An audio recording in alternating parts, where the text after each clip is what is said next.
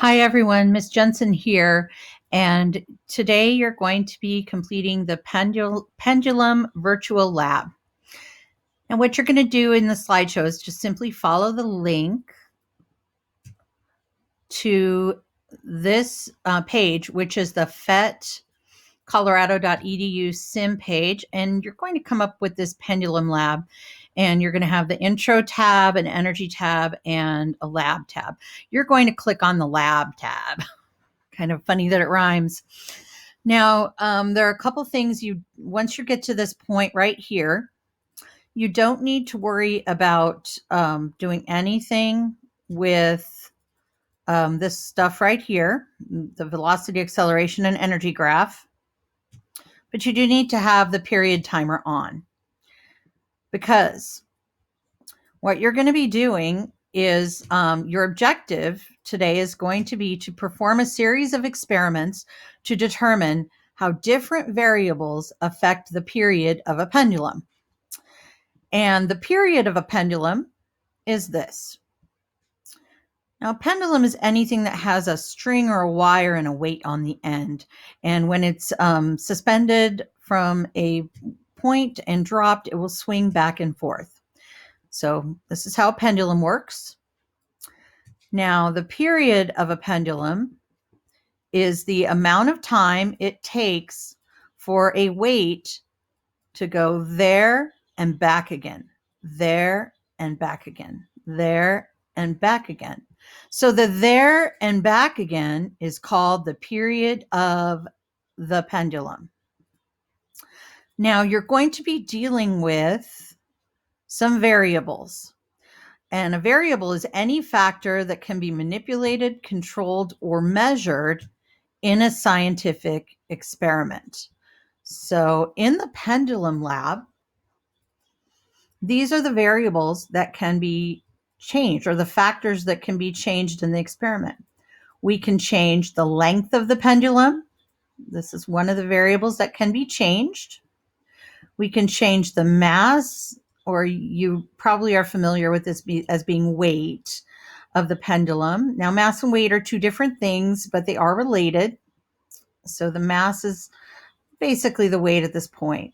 And then you could change the gravity. You can make it the gravity on the moon, or you can make it gravity on Earth or Jupiter, and so on.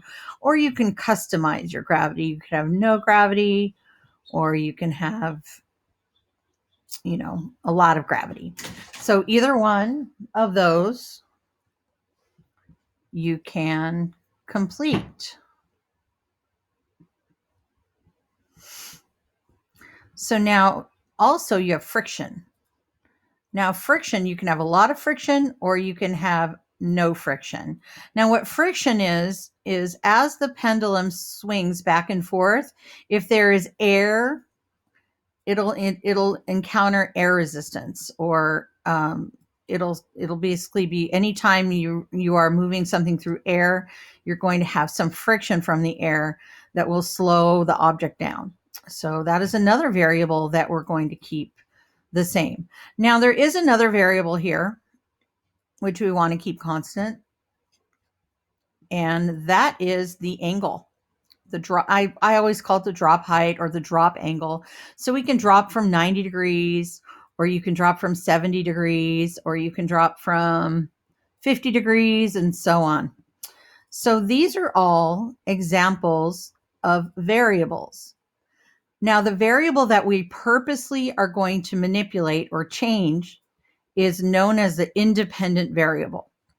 Now, all of these variables will affect the period of the pendulum, but I'm only going to choose, go back to this, I'm going to keep the length at 0.7.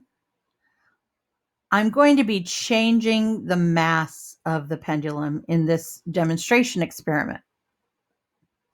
I'm going to leave the Earth's, or leave the gravity on Earth, like it would be on Earth, and I'm going to have no friction. Now for the mass, I'm going to start with 0.1 kilograms, and that's right here. Now everything else I'm going to keep the same. I'm going to keep the length the same, the gravity the same, the friction the same, and I'm also going to keep the angle the same. I'm going to be releasing from a 90-degree angle. Now, for this, I want to set my period timer so that when I press play, the period timer will start and the pendulum is going to swing back and forth. So let's do our first trial. Okay, now if you look at this, once this number stops changing, you have your period of the pendulum. Now the period of the pendulum is known as the dependent or responding variable. It's the thing that we're measuring. And we have this little nifty period timer in order to do that. So we don't have to go and actually count the number of swings every second. It does it for us. All right, now I'm going to change something. Now, before I change something, I'm going to make a prediction. And your prediction will always lead to a hypothesis. So I think that if I were to increase the mass of the pendulum, I think that's going to slow it down, because when things are heavier, maybe it's going to go slower.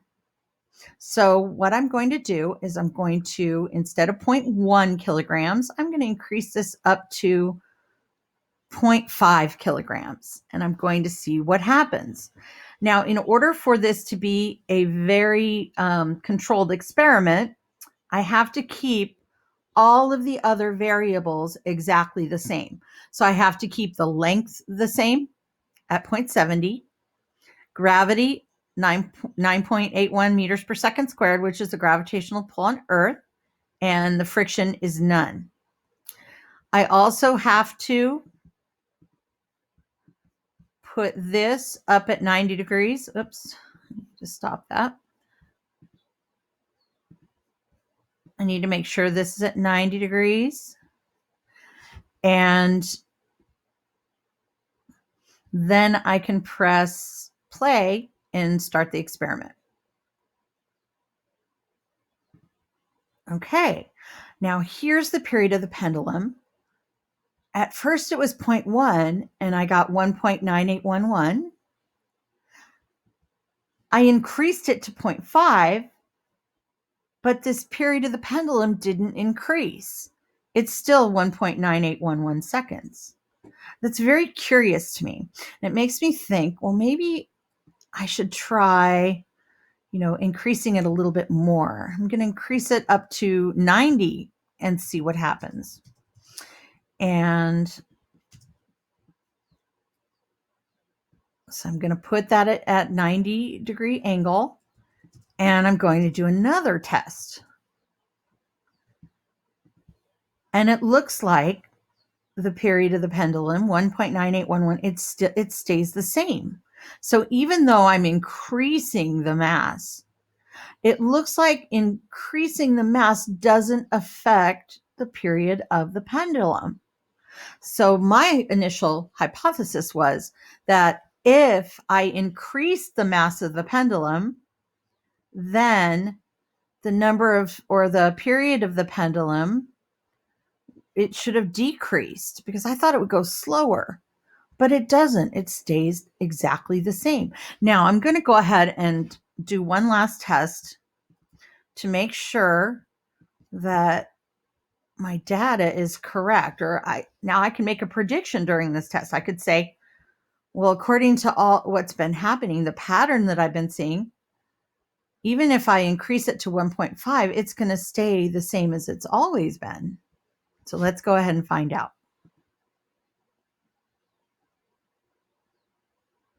And look at this, 1.9811 seconds. So my initial hypothesis was incorrect. By analyzing the data and looking at what happened in the experiment.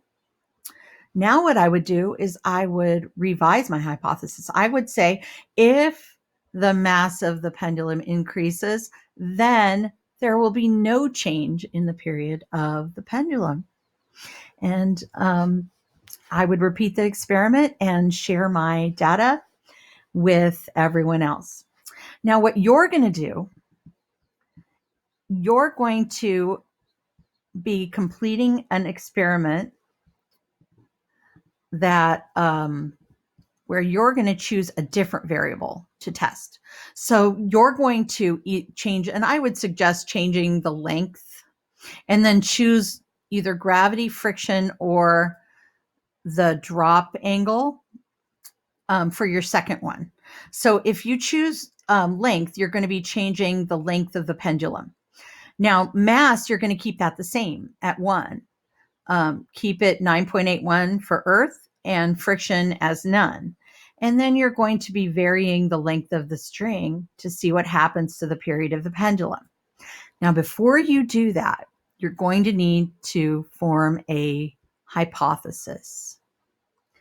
And so your hypothesis might be, if the length of the pendulum increases, then the period of the pendulum will, and you make a prediction, what you think is going to happen. Then you're going to start your trials. Now, remember, you do need to record your data on a data sheet. You can use a piece of paper for this. And that would probably be best, is just to jot it down on a piece of paper next to your Chromebook. And then you can enter the data into a data table in a spreadsheet later. So you're going to go ahead and do that. Now, remember, you're only going to change one of the variables. And so I'll let you get started. Good luck.